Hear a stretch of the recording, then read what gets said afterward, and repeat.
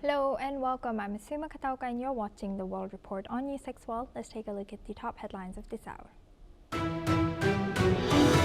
A U.S. judge blocks the deportation of Rumeysa Öztürk, a Turkish student at Tufts University, according to her lawyers. The decision is filed at a federal appeals court after her arrest during a crackdown on pro-Palestinian activists. Hong Kong leader John Lee praises the 20-year sentence given to pro-democracy media tycoon Jimmy Lai, calling his crimes severe. The United States, United Kingdom, and the United Nations condemn the jailing as unjust and urge his release on humanitarian grounds. Jeffrey Epstein associate Ghislaine Maxwell appears virtually from a Texas prison and refuses to answer the U.S. House Oversight Committee. Chair James Comer says she invokes the Fifth Amendment, blocking questions on Epstein and possible co-conspirators. U.S. President Donald Trump opposes Israel's annexation of the occupied West Bank as international criticism grows. The White House says a stable West Bank is key to Israel's security and regional peace. The United States and Armenia have agreed to cooperate on civil nuclear energy, deepening ties. The move follows a U.S.-brokered South Caucasus peace deal with Washington, seeking to draw Yerevan closer. The UN says it is awaiting clarity on how much of nearly $4 billion in areas the Trump administration will pay and when. UN chief warns of imminent financial collapse as the U.S. confirms it plans a partial payment in the coming weeks. Burkina Faso's transitional parliament has approved a bill banning all political parties, repealing party charters and financing laws, and consolidating power under the military junta led by Captain Ibrahim Traoré. The move drew concerns from the UN rights chief, while the government defended the ban as a reset to end political polarization. According to media reports, Ethiopia is hosting a secret training camp for thousands of fighters from Sudan's Rapid Support Forces, marking the first direct evidence of Ethiopia's involvement in Sudan's civil war. 8 sources, including a senior Ethiopian official, said the United Arab Emirates financed the camp.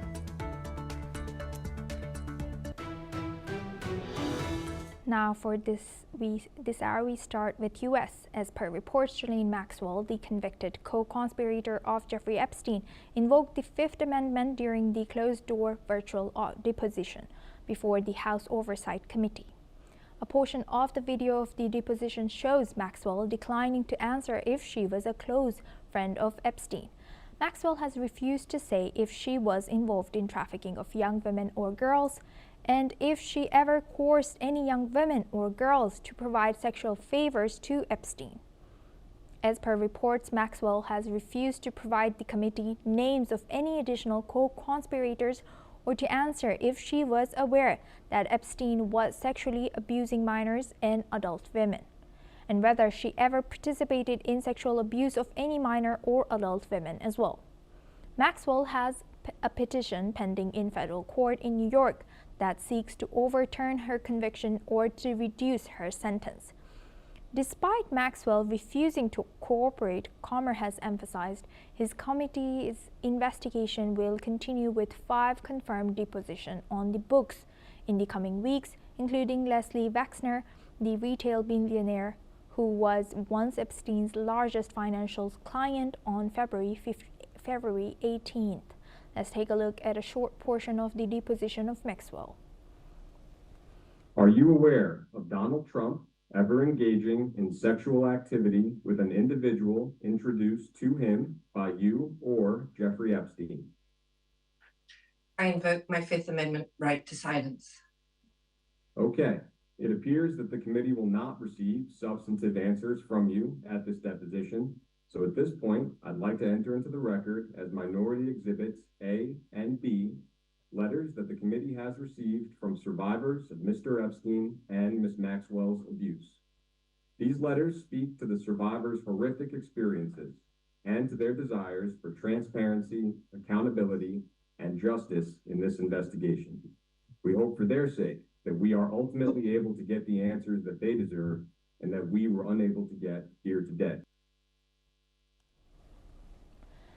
Now we welcome Mr. Raymond Vickery. He's an international affairs expert and former U.S. Assistant Secretary of Commerce, joins us live from Washington, D.C. Thank you very much, Mr. Vickery, for joining us, and good to see you. Now, looking at this, now that we know that Ghislaine Maxwell is not cooperating, hasn't she learned any lesson, or what are we to make of this pardon, or like her trying to get away? Well, thanks very much for having me. It seems to me that this affair having to do with Epstein and who was involved with him shows the depth to which American democracy is descending. In order to have democracy, you must have transparency, so you have an informed electorate, and you must have respect for equal treatment under the law. What has happened with the Epstein situation is that it has descended into a partisan battle in which those initially calling for a release of files and information thought that it could be used against the Democrats. When it turned out that it most probably involves President Trump as well, then it was a different story entirely. Now, Maxwell is trying to get an advantage from what she knows. And she is trying to save her own skin. Her lawyers have made no bones about it, that in order really to testify, she's going to have have her sentence overturned. She should be given special treatment. This is not the way in which democracy, rule of law is supposed to work.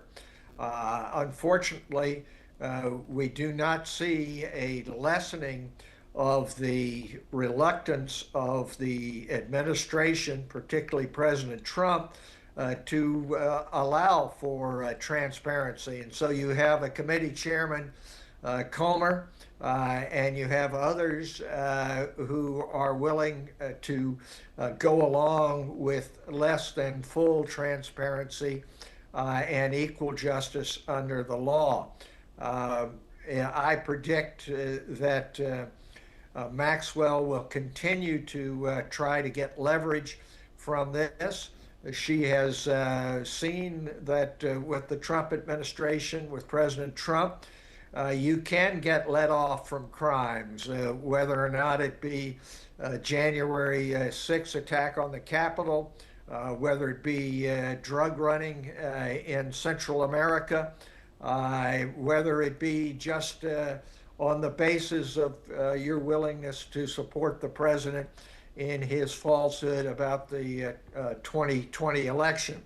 So she's going to continue this because she thinks that she can get some advantage out of it. But make no mistake that the damage is being done both to the quality and implementation of democracy and the rule of law in the United States.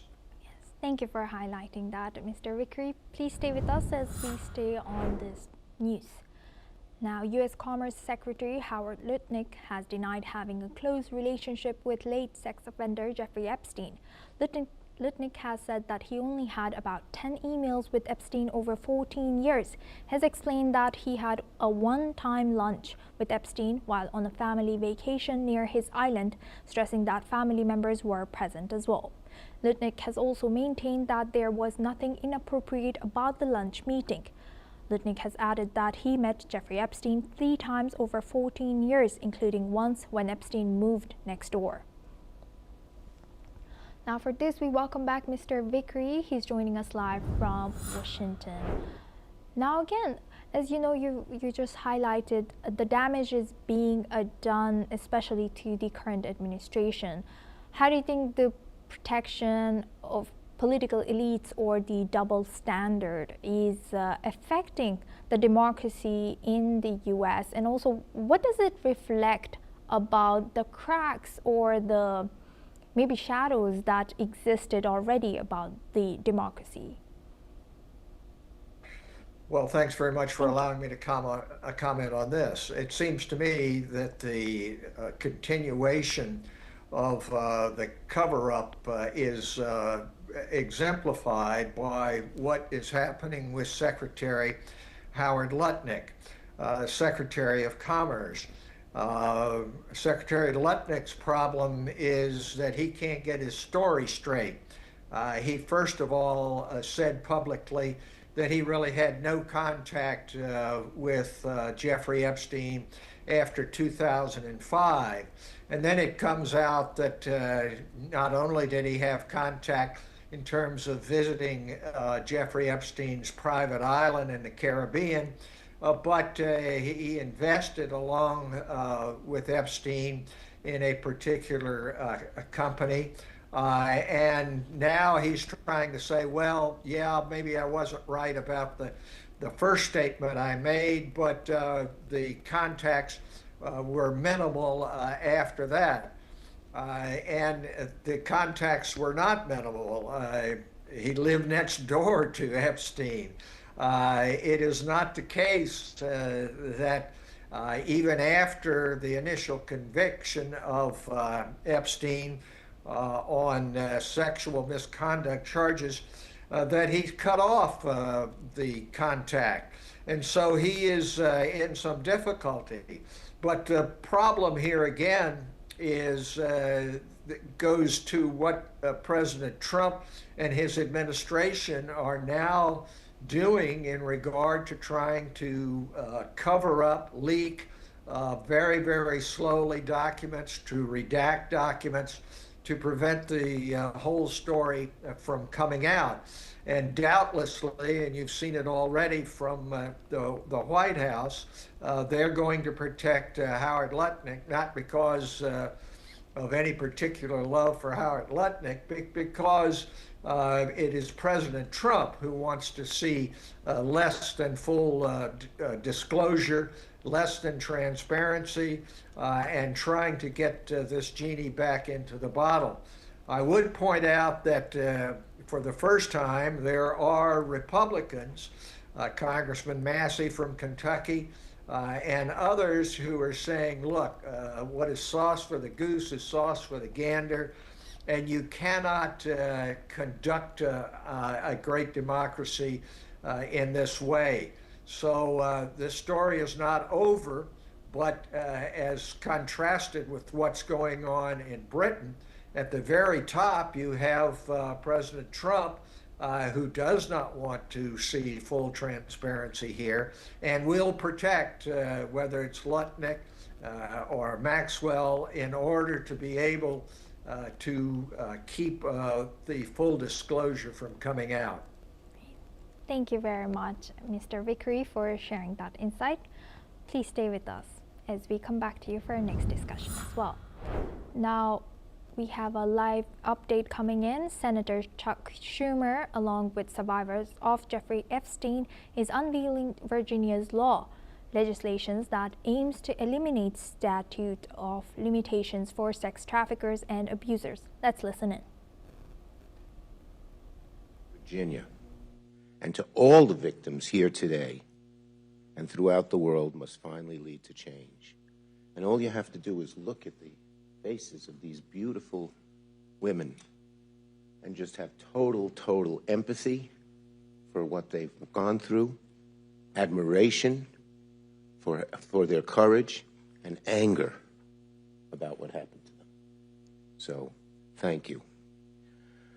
Today, we're here to do something simple and long overdue. Today, I'm introducing Virginia's law, legislation to end statute of limitation barriers that have kept survivors of sexual violence from justice far too long, and to create new legal avenues to pursue justice, because justice should not expire. Justice should not expire. And because for survivors, healing does not run on a government clock. I'm also so proud to be joined by Congresswoman Teresa Ledger Fernandez, not just chairwoman of the Democratic Women's Caucus, but she's always been a fierce advocate for survivors and a partner in this fight.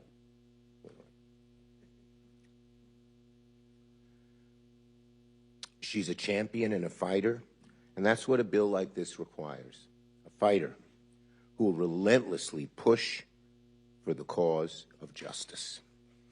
Justice. That's what we demand, justice. And here is World Without Exploitation and Sigrid McCauley, whose work, along with the survivors, helped shape this legislation. We thank her. The bill exists. Why? Why does the bill exist? Because people refuse to accept silence as the end of the story. It's that simple. It cannot be when something this dastardly and this terrible and this heart-wrenching happens. For years, survivors of Epstein's abuse were ignored. They were doubted, they were silenced, they were dismissed. And even when the truth finally came out, even when the world finally listened, too many survivors were still told by the law, it's too late, your justice has expired. Not because the harm wasn't real, not because the abuse didn't happen, but because the system ran out the clock. When they were told, it's too late, your justice has expired, we aimed to change that. And that's what we're trying to do today. When you say the system ran out the clock, tough rocks, too bad, too late, that's not justice. That's a system that protects abusers by waiting survivors out. Our law, Virginia's law, changes that. It allows survivors to seek accountability when they're ready, when they're strong enough, supported enough, able to face the weight of civil litigation. Sometimes it takes years to recuperate from the horror that occurred. Why should the government say, well, we're setting an arbitrary time when you are able to pursue your case? Our law makes clear that abusers and those that enabled them cannot escape responsibility by running out the clock. It makes clear that the law will empower survivors to pursue justice, and it recognizes something survivors have always known. Time does not erase harm. Time does not erase harm. Jeffrey Epstein depended on silence and fear, on a system that protected power instead of protecting people. Today we are saying no more. This bill carries Virginia Giuffre's name because she spoke when so many were told not to. And because her story and the story of the survivors standing here today, and we salute you again, all of you, for your courage. These nice faces. It shouldn't have happened to you. It shouldn't have happened to you. So, no survivor should ever be told again that the law failed them and that time mattered more than truth. The survivors of Jeffrey Epstein have waited long enough. Virginia waited long enough. The time for justice is now, and Congress must act. So now let me call on our great leader in the House, Representative Teresa Ledger Fernandez. Where'd you go? Oh. Thank you. Thank you so much, Leader Schumer, for your amazing work on this issue, which is not new. You have championed these issues for many, many, many years in the House and in the Senate. But I want to also acknowledge the survivors. We have shed tears together because what happened was horrible. the cover-up, and the abuse that continued by refusing to acknowledge the pain and the crimes and everything that happened was also an injustice. And that's what we are here to do. Now we welcome back Mr. Raymond Vickery.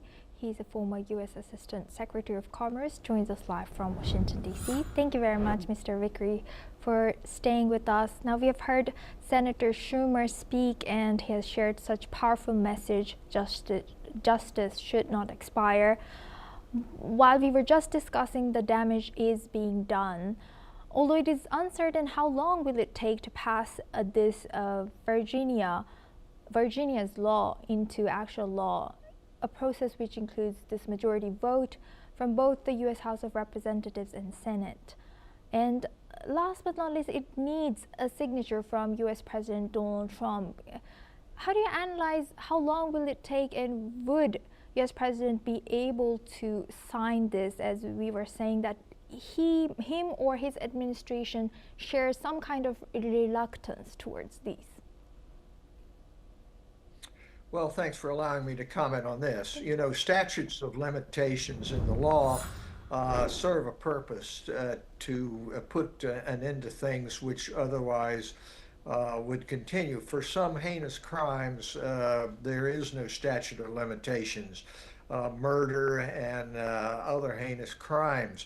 And what this bill is trying to do is to do away with the statute of limitations for these sexual trafficking crimes. In the ordinary course, one might think, well, there should be a time limit in which you put an end to the controversy and the opportunity for prosecution. The problem is the perversion of the rule of law by the Trump administration particularly.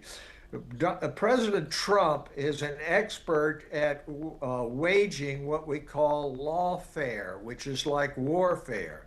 That instead of justice being blind and operating in a institutionally correct manner, you use the law to try to punish your enemies and protect yourself and your friends. And so one of the ways in which you do that, as Leader Schumer has pointed out, is simply to delay. And if you delay and cover up long enough for some crimes, then you can escape there being any punishment involved.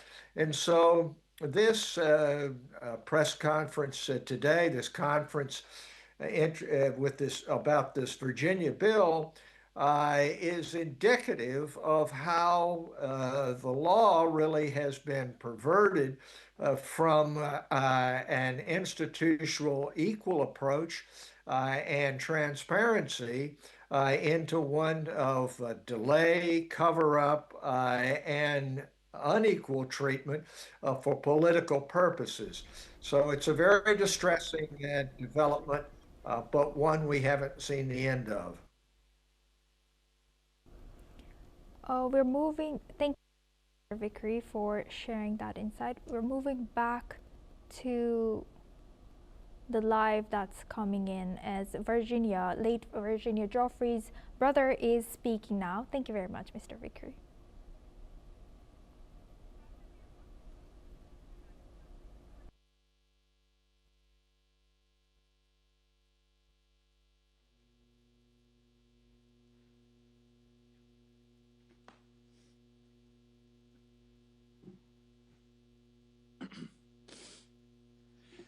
That was a tearjerker. I am the crier in my family. I'm just going to throw that out there. So, all right. Hello, everyone. My name is Sky Roberts, and I am the brother of Virginia Roberts Giuffre. I am deeply honored to stand here today alongside some of the most extraordinary people you will ever meet, including World Without Exploitation, Congressman Chuck Schumer, Congresswoman Teresa Ledger Fernandez, survivors of Jeffrey Epstein, and the legendary Sigrid McCauley, known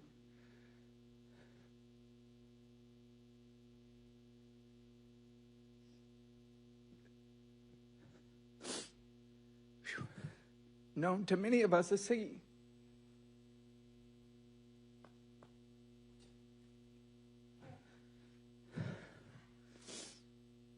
I want to begin with a single word. A word that meant everything to my sister. A word we will not stop fighting for until real justice is served. And that word is change. Virginia's dream was to inspire and empower survivors to come forward. In a world that too often turns away from abuse and pushes it into the shadows, she wanted to bring light. That light is change.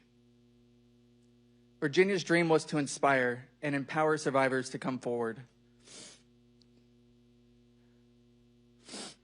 One of the main missions of her nonprofit SOAR was to eliminate the statute of limitations on adult sex trafficking. She talked about it all the time while elevating the voices of survivors, alongside her publicist and dear friend, Deanie von Muffling. Today, we give Virginia her voice back. We amplify the voices of survivors around the world. Today, we send a clear message to perpetrators everywhere by introducing Virginia's Law. We are introducing Virginia's Law because survivors deserve justice, not expiration dates.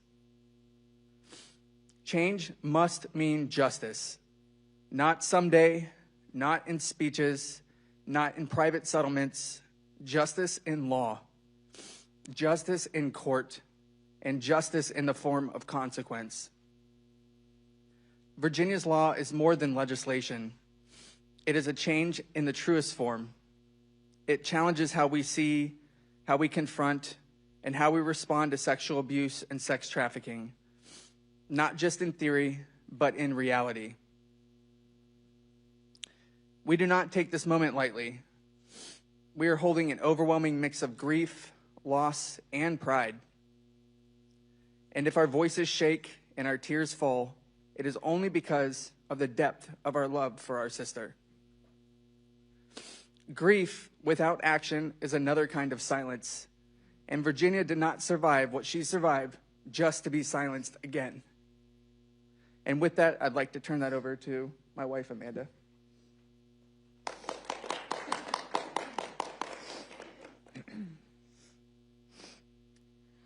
Virginia was a passionate voice, a fierce warrior, and an unwavering advocate for survivors everywhere. She named what others were afraid to name. She stood up to wealth, status, and power, and she proved that having money does not guarantee exoneration in the eyes of the court. Virginia's purpose was always to create lasting change. Her truth and resilience helped spark a monumental shift in how survivors are seen and heard. But she also knew cultural change is not enough. She saw the legal gaps survivors fall through, and she was determined to close them at the legislative level. Now we move on to Greenland. The US's approach to Greenland has triggered a shift in Europe's stance towards Washington. Relations have soared with the US, rhetoric downplaying Europe's role in past military actions, signaling a lack of respect. The Europeans now view the US as a rival rather than an ally. Some even call for a more confrontational approach to the relationship. This change comes as the US pushes forward with plans to negotiate Greenland's future ownership, further intensifying tensions. While Trump's previous attempts to purchase the island have now evolved into broader discussions about annexation, worsening the diplomatic divide. Now we move on to Middle East. According to health officials, Israeli airstrikes and gunfire has killed 5 Palestinians in Gaza. The attacks took place on 10th February, undermining a 4-month-old US brokered truce. In Deir al-Balah, the 2 people were killed in an airstrike while riding an electric bike. Later, a woman was killed by Israeli drone fire in the same area, and troops shot a man in Khan Yunis. Another man was shot dead by Israeli gunfire in Jabalia. These strikes come as Israeli Prime Minister Benjamin Netanyahu will meet with U.S. President Donald Trump tomorrow at 11 a.m. local time at the White House. The abuse occurred. Now we welcome back Mr. Mark Sutherland. He's a geopolitical commentator joined us live from London. Thank you very much, Mr. Sutherland, for staying with us. Now, looking at Middle East and Israel, how do you think the ceasefire is holding up as we see these strikes often? And what are we to make of current negotiation that's ongoing also between US and Israel? Do you think they will be also talking this Gaza phase 2 of the ceasefire tomorrow in White House? Asuma, good to be with you. The first stage was the complete disarmament of Hamas, and frankly, that has not happened. And as Hamas has made very clear, it won't happen. They are not going to disarm. And respectfully, any figures that come out of the Gaza Health Authority, I then take with a pinch of the proverbial salt, as we have seen since the 7th of October, that the figures cannot be trusted. Any loss of life is deeply sad and deeply regrettable.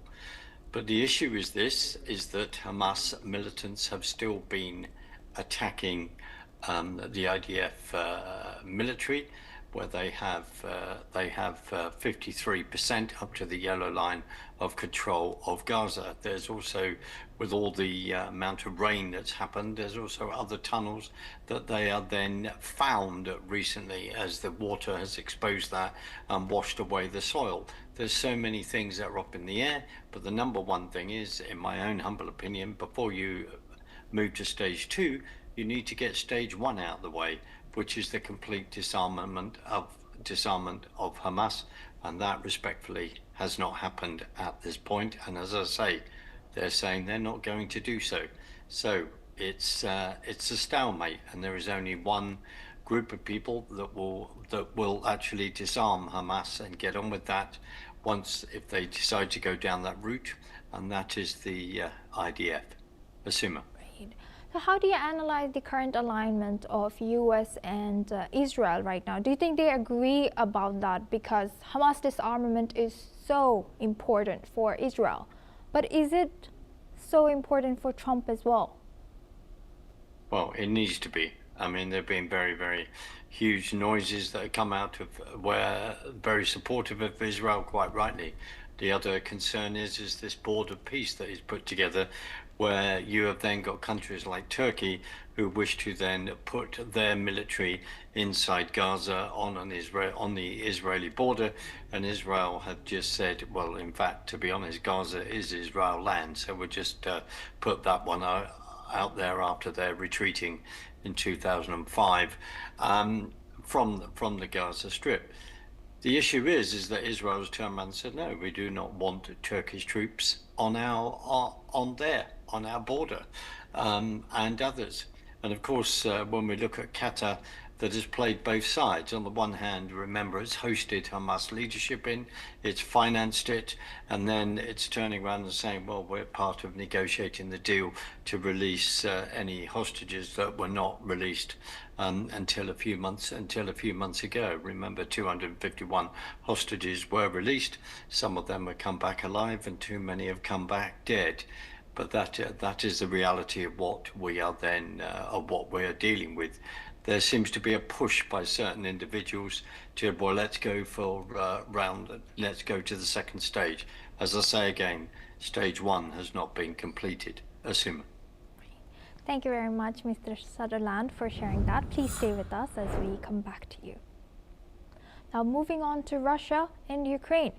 A Russian airstrike in Ukraine's eastern Donetsk region has killed an 11-year-old girl and her mother, while 14 others were wounded in the attack on Sloviansk. Ukrainian police has recovered the bodies of a mother and child from the rubble of the collapsed building. Sloviansk and nearby Kramatorsk, both close to the front lines, have frequently been targeted in the Russian airstrikes. While Russia has not commented on this attack, both Moscow and Kyiv deny internationally targeting civilians in the ongoing war. Now we welcome back Mr. Mark Sutherland. He's joining us as a geopolitical commentator from London. Thank you very much, Mr. Sutherland, for staying with us. Now, as airstrikes and this front lines war intensifies, especially from Russia towards Ukraine, how important is it for European allies and also the coalition of the willing to stay aligned for Ukraine? And also, does Ukraine need to change their strategy moving forward? We want this war to end. We know when the Russians illegally invaded in February 2022. The other argument it always is the build up to that from many, many years of why they then decided to then take action on that, especially after with what happened with Crimea previously, and then the colour revolution in 2014 in regard to Ukraine. The amount of death on both sides, we want this to end. Any civilian life, as I say again, is appalling.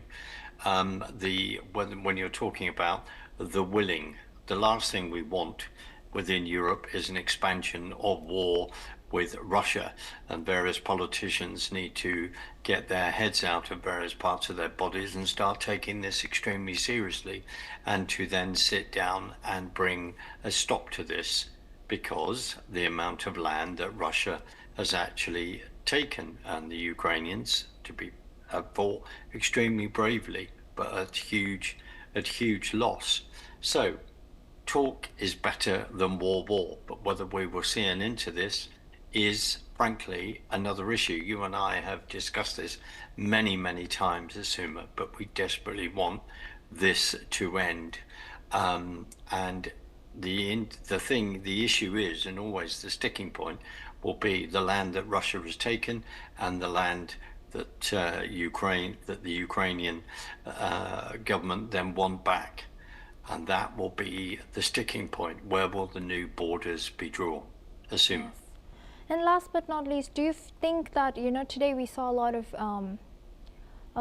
statements come in, or few statements come in from European leaders alerting about the war that's continuing. Do you think that West feels sidelined in these negotiations? What does the timing suggest of these statements?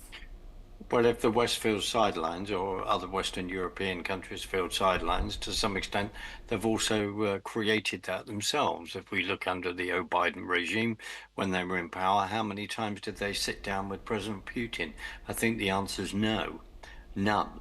And that is what has been a frustration, in my own personal opinion, to the Trump administration. That's why Donald Trump has taken it the way that he then has, and then also forcing the hand of the European countries to start spending money, start spending more of their GDP, of upping their military expenditure.